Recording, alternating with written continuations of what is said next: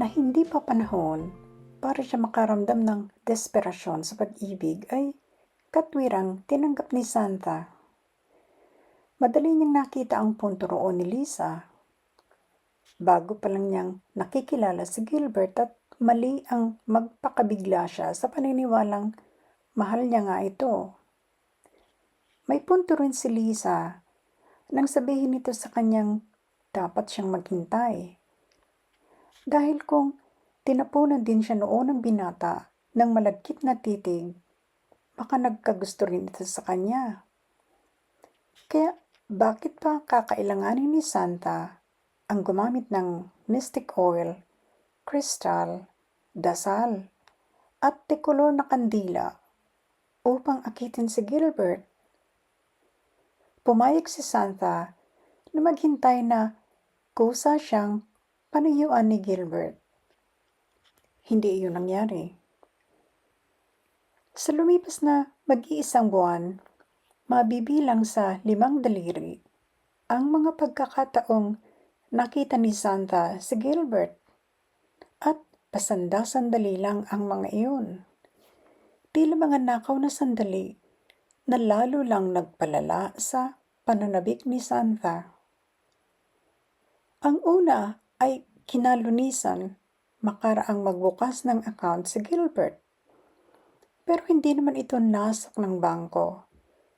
Nagdaan lang ang binata sa labas, sa pasilyong lagusan sa entrada ng gusali at ng parking sa likod. Kisap mata lang ang itinagal ng pagkakita ng dalaga kay Gilbert na patungo sa paradahan. Ang pangalawa ay halos ganoon din ang nangyari. Galing naman ng binata sa parking lot.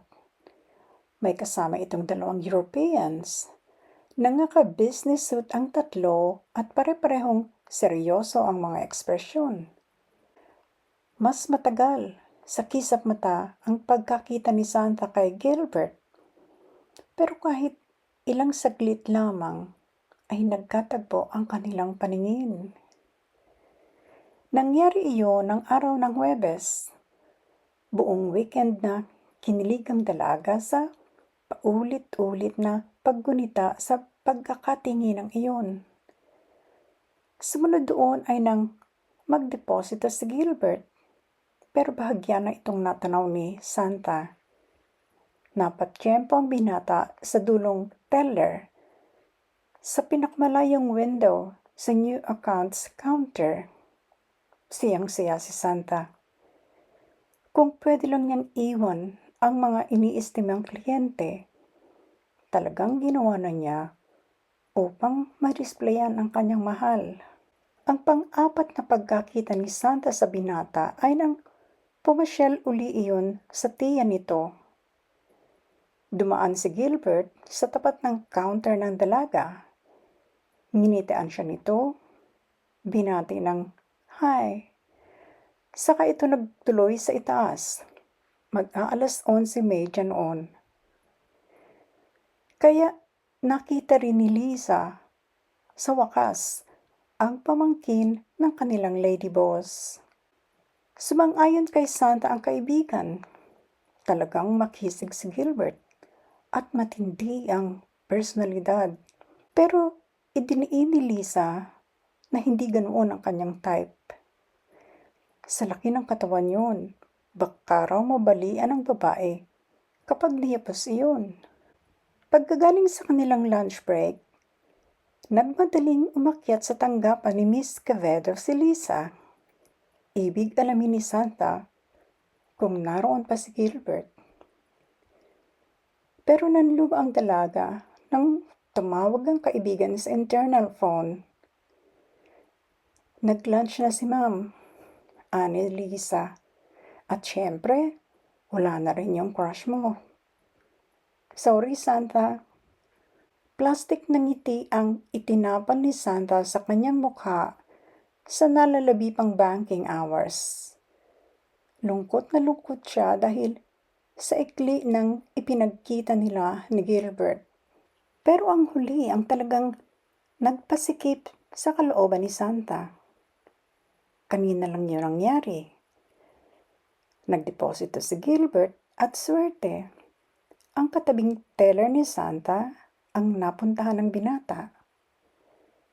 Tsansa na sanang magpa-charming ang dalaga. Gaano na ang pasimple niyang ngitian ng matamis ang depositor sa pinakamalapit na window sa kanya. Hindi iyon nagawa ni Santa. Hustong pag-aabot ni Gilbert ng deposit slip sa teller, siya namang paglapit sa counter ng dalaga ng kliyente nilang prima donna. Kabuntot yun, tulad ng dati, ang sekretarya nito, yaya at bodyguard na babae. Kumo milyones ang hawak ng Southeast Asia Bank na pag-aari ng naturang kliyente. Walang staff ng bangko ang makareklamo sa samot-saring kapritsyo niyon. At ng araw na iyon, si Santa ang minalas na humarap sa makuskus balungos na prima donna. Ni isang silap sa binata ay hindi nakapagnakaw si Santa. Kapag ginawa niya iyon, magrereklamong tiyak ang kliyente. Isusumbong yun sa BOG ang concentration ng kawani sa pag-aasikaso sa kanya. Bisit na bisit si Santa sa naturang kliyente at sa pagkabigong makipagtinginan kay Gilbert Quevedo. Kaya pagkalabas nila sa bangko ng hapong iyon, kulang na lamang pitserahan ni Santa ang kaibigan. Anya kay Lisa, sasamahan mo ba ako sa sinasabi mong bilihan ng Mystic Oil o hindi? Hindi na nakatanggi ang kaibigan. Mukhang desperado ng tulad niya si Santa. Sa Green Hills Shopping Center sila nagtuloy, sa shop ng Esoterica Enterprises. Hindi iyon kalakihan at hindi rin madaling hanapin ang pwesto. Parang nakatago sa mga mamimili. Pero maaliwalas ang tindahan. Malinis, komportable, nakakaakit sa mga mata ang maimis na display ng mga paninda. Dire-diretso si Lisa sa kahera. Ang nag-iisang tindera ay may iniistimang 3 babae. Bukod sa kanila at kina Santa, wala nang ibang customer. Si Santa ay naiwan ni Lisa habang masusi niyang tinitignan ang mga display na crystals na iba-iba ang laki at hugis.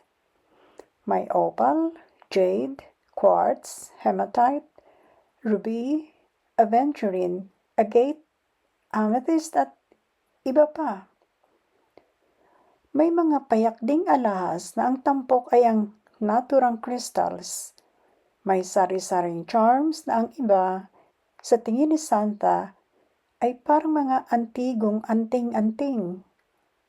May maliliit ding figurine na nililok sa iba-ibang crystals. Tinawag siya ni Lisa buhat sa may pwesto ng kahera. Bantulot na lumapit si Santa. Ayaw niyang iwan ng tingin ang maririkit na mga batong kristal na tila siya nabalaning kung paano. Itinuro ni Lisa ng tingin ang pagkaliliit na botelya ng Mystic Oils. Nasa estante iyon na katabi ng kahera.